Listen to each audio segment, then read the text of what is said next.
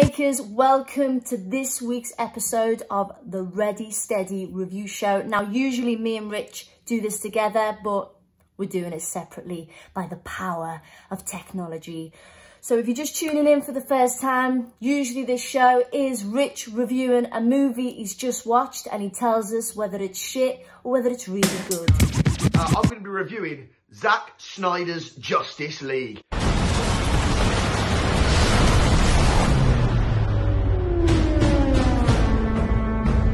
It's been a long road to this 4-hour epic. This was originally made by Zack Snyder, and then unfortunately he had a family tragedy, which meant he left the film, and then Warner Brothers had like a big panic. So they got Joss Whedon of Avengers fame and being a general arsehole fame to come in and get his horrible little hands all over it. And what we ended up with in 2017 was a giant mess. And now, after a feverish fan campaign and, quite frankly, lockdown, has caused HBO Max to take the original Zack Snyder cut, invest $70 million and produce this 4-hour masterpiece. Now, I say masterpiece, is it good? Me personally, I absolutely loved it. Now, there's some caveats to that. If this came out in 2017, I probably would have hated it. It's 4 hours. It's depressing. It's grey. The characters are kind of dealt with in bizarre ways at times. They do strange things. Superman is still miserable as hell. However, all that being said, hindsight's a bitch. And in the time that we've had, we've kind of done like a turnaround on a lot of these characters. I think Ben Affleck might be my favourite live action Batman. I'm not sure. But all the characters get so much more service in this run. The Flash, Cyborg, who was pretty much cut out of the last film, which caused a whole public spat between Ray Fisher, who plays Cyborg. Cyborg is the protagonist of this film. A lot of people say he's the heart of the film, because he is, and he's really good. So Ray, I get why you were pissed off, man. Wonder Woman in this film, her action scenes are, I love it. Not too keen on the every time she comes on the screen, but I still love her little theme. It's class.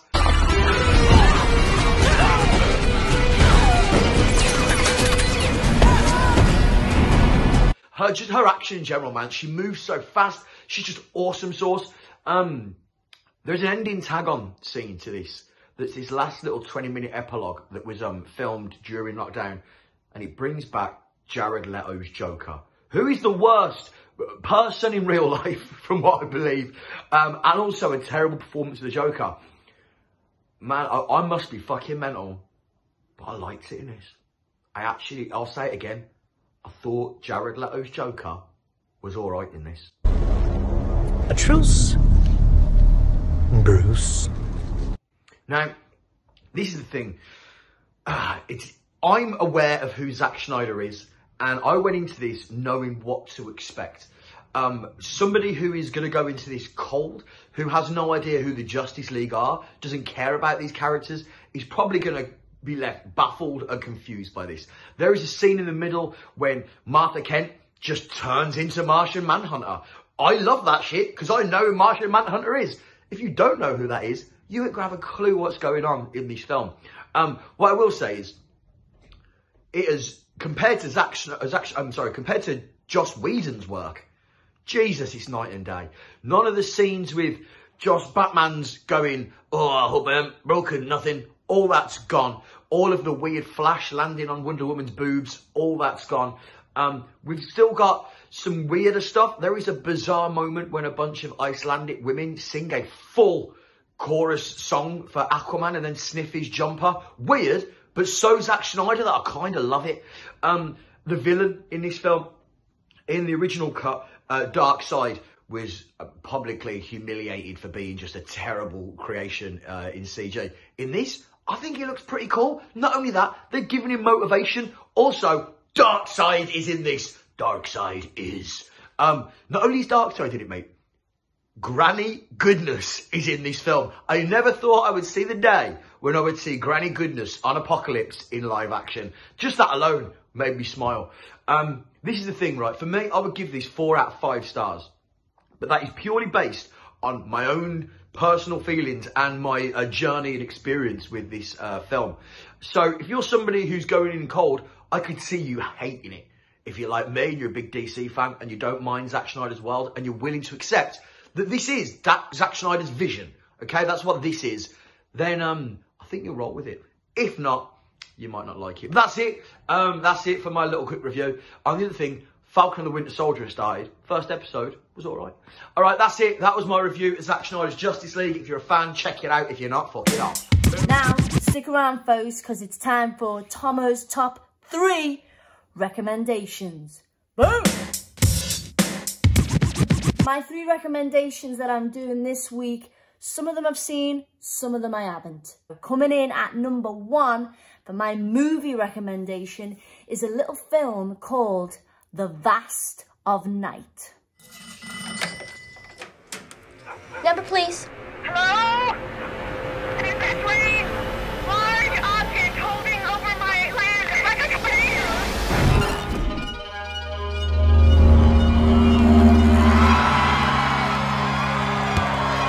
This is WOTW Radio in Cayuga, New Mexico, and this is the news for the hour. Now, what would you like to tell us about yourself? I don't know. Cool, aren't you like some big science girl? Tell me about science.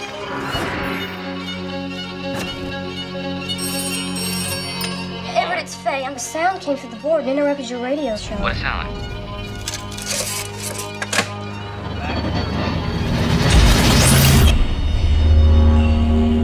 Now, let me just tell you about this movie. I've watched this movie and I've got to say, I absolutely adored this film.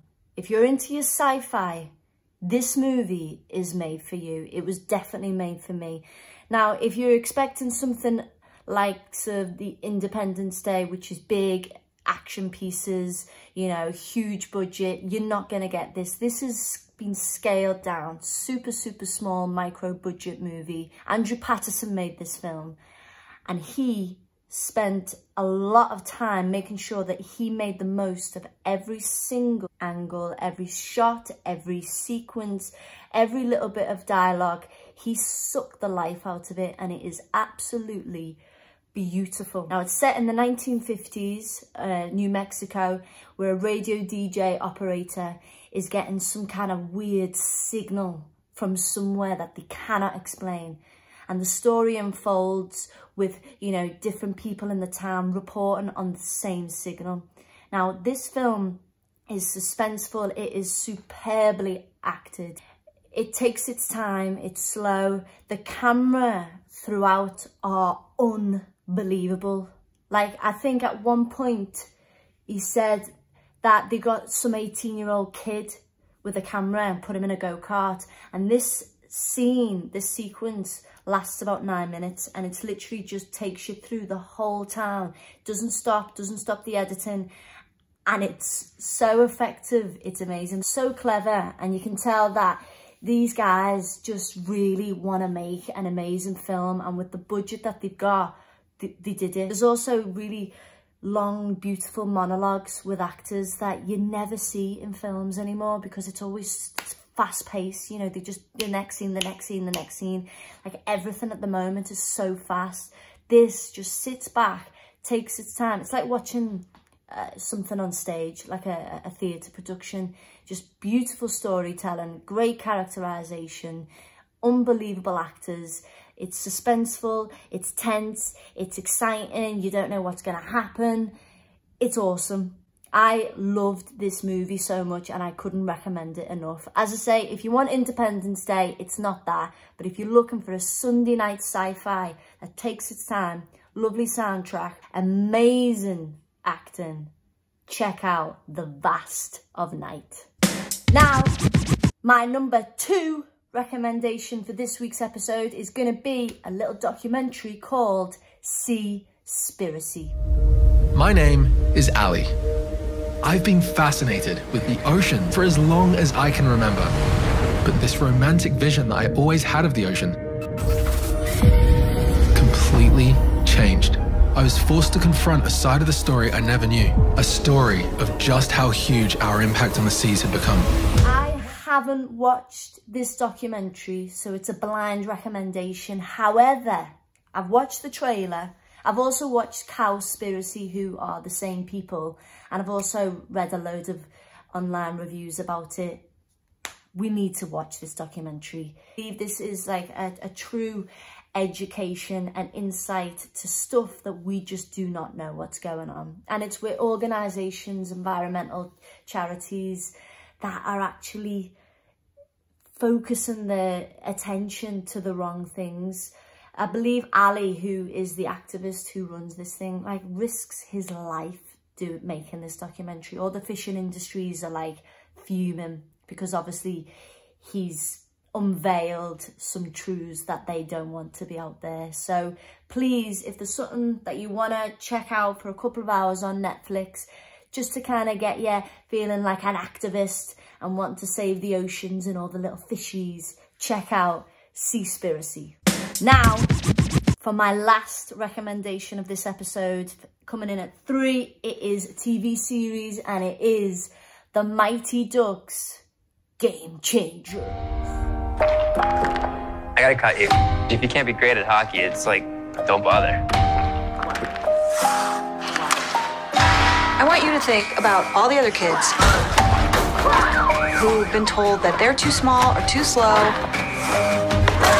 They just want to get out there and play. Let's start our own team. All we need is an ice rink. You lost? So if you're looking at red skates, that's up front. I am so excited for this. Now, what I'm envisioning, it's going to be like Cobra Kai, but on ice. I believe it's about a young kid called Evan who wants to be in the ice hockey team but doesn't make the cut. So he creates an underdog team, and guess who with? It's only Coach Bombay Gordon. Is it Bombay Gordon? Gordon Bombay. Gordon Bombay. Gordon Bombay. Emilio Estevez is back to coach the team, and I'm hoping they're going to win. Ducks fly. But yeah, I've not seen it. I'm super excited. So if you're looking for some Easter family fun, check out The Mighty Ducks Game Changers. It's on Disney+. Thanks, guys. Thanks, Remakers, for tuning in to this week's mini-ep Ready Steady Review Show. Check us out. Subscribe, tune in, hit the notification button on YouTube. We're also on Spotify. Tweet us. We're on Twitter, Ready Steady Remake. Send us a little Instagram post. We're on Instagram. We're on Facebook. We're everywhere. Send us a letter. Send Rich a letter. He loves letters. But yeah, just check us out. Show the love, show the support, Ready Steady Remake, and we'll see you next time for the full episode, which is going to be Pulp Fiction. Oh yeah!